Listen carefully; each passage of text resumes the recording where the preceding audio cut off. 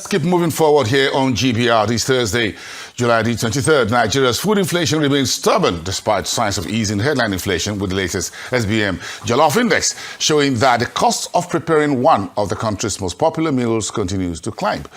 In the second quarter report, it highlighted how rising transport costs, climate-related disruptions and supply chain challenges are keeping pressure on household food budgets, even after the index was rebased to better reflect current cooking habits. Ikemesit Effiong is a managing partner at SBM Intelligence, and he joins me now with a plate of jollof. Good morning. Good morning. I wish I brought an actual jollof first. It's all on that and the whole digital thing, whatever. Yeah. But I wouldn't mind an AI-arranged jollof, by the way. But what's the cost for me? Why the increase, even though folks continue to find alternatives or other ways of preparing to keep costs of this very main dish on our menu? Yeah, sure. So the key thing is the really sharp rise in the cost of protein, right? And that's where we've been seeing a lot of the alternative consumer behavior, right? In terms of exploring protein substitutes. There were past editions of the Jollof Index where we highlighted the fact that more Nigerians were eating eggs. As an example, I think that was a little less than 2 years ago. Then the prices of eggs themselves shot up, right, as well. And we've seen increasing anecdotal evidence, and also from the families that we poll as part of just getting a sense of calibrating the quantitative data that we see. A lot of Nigerian households too are just absolutely skipping right protein. Obviously, there have been important climate-related shocks. NIMET has obviously advised that this year's wet season will be wetter than usual, and we're already seeing some of that transmit right into food prices. And I think the key thing to recognize about the Jollof Index, and we've been doing this for a decade now, this year, is that exogenous shocks transmit really quickly right into food prices. And so even if we may see downturns or slight reliefs on a quarter by quarter basis, it's easy for macroeconomic shocks, either domestic or international, to quickly erase those gains, and that's what we're seeing right for a common one. And just bring that back. I'm sure my producer will bring that your index back and look at the price over the past months and years, and you can just see from July last year, it's heartbreaking that we're spending roughly 30,000 naira on average, from a minimum wage point of view, whatever, for just one pot of jollof.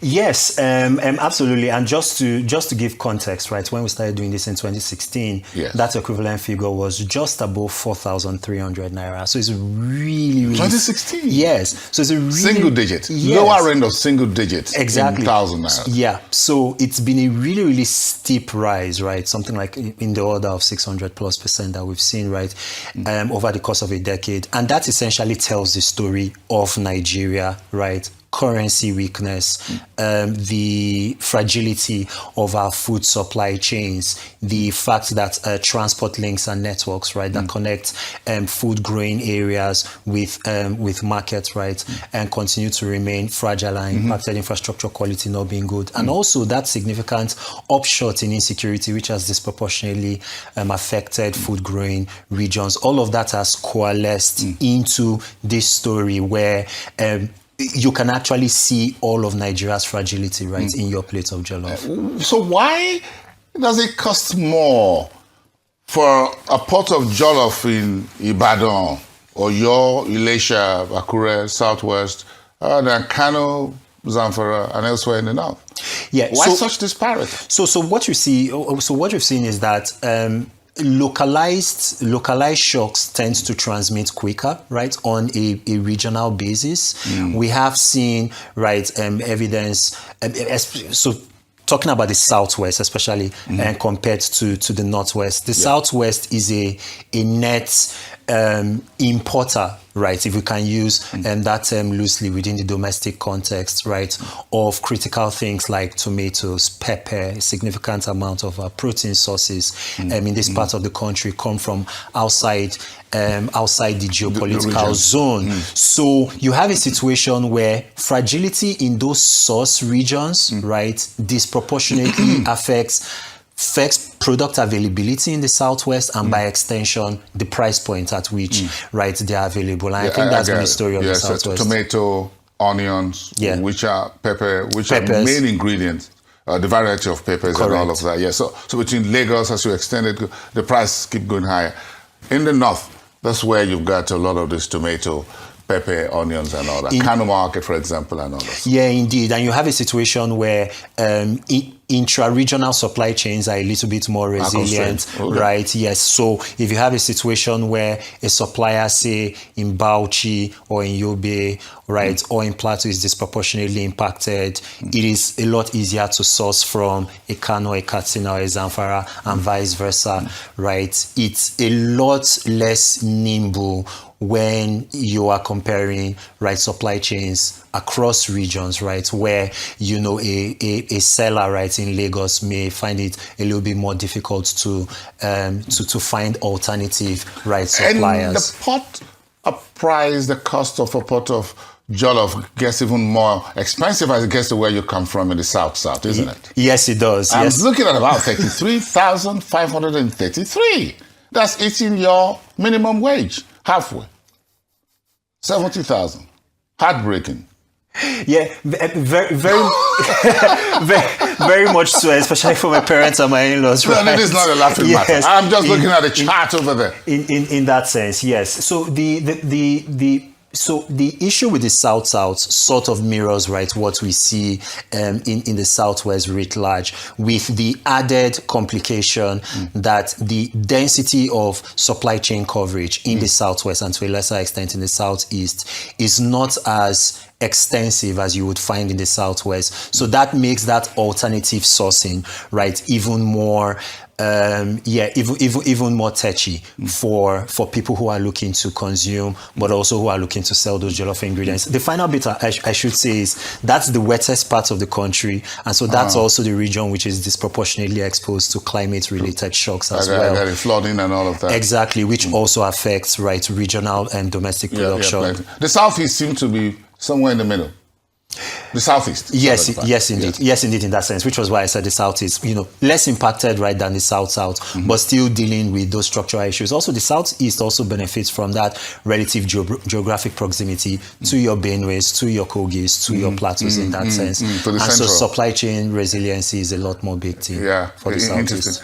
So we look at Lagos Street Fair, Balogun markets, roughly 50% increase over the past year, sharpest rise of any market surveyed. Why is that so? Why is Lagos an outlier? So Lagos mirrors those concerns, right, that we see generally with the Southwest, but there's also there's a heightened sense of buyer's anxiety, right, in Lagos, right, and especially within the markets. So once there's a sense that product availability, right, in Lagos, you know, will get significantly impacted in that sense, then we have seen a situation where sellers just proactively bump up prices just to account for the extra bit of difficulty that they would have navigating, right, supply and assure. These things are sometimes just sentiment or rumors, not actuality, but they just ramp up prices. Aren't all markets? Aren't all driven market. by sentiment somewhat? Aren't all market. So Nigeria recorded highest food costs, Southwest, but what about Ghana's Jollof Index? Just 41.9%.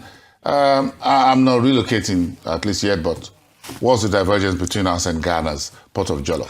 Okay, so first let me talk about how we measure before we go into sort of the key structural drivers. We've only really started calculating the Jollof Index for Ghana since 2023. The earliest Jollof Index edition that we have for Nigeria, right, we started doing that in 2016. So there's a bit of a measurement bias, right, in that sense. But even when we started calculating, right, for Ghana in 2023, it still came from a much lower floor, and I think that's largely accounted by the fact that Ghana doesn't have, you know, as much of an impacted security, right, context, right, that we do. Product resiliency is a lot more assured in Ghana, and the cedi has just been more stable than the Naira over the long track, even if you're looking at the 2.5 year path, right? Okay, let's have the conversation that I'm not thinking of importing jollof from Ghana. I'm not going to do that. Thank you. Oh, yeah, for sure. I was going to say, all of those gains would have been erased by it if you try importing in any case. Okay, it's good to have you here. Always a pleasure. Next time, ensure you You arrive here, you're here with a very hot, smoking plate of jollof. Just try. We'll do my best. Let's make it physical. We'll do my best. With the cutlery. Well, I could just grab one plates. next door and bring it down. No, go make it. Or you want homemade? Go make it yourself. Homemade. Oh, okay. Thank you. Ikemesit Effiong from SBM Intelligence, one of my Japan. You're watching the Global News Report here. We've talked jollof and everything else in between as far as earnings. Let's get more for you as we continue the rest of your Global Business Report.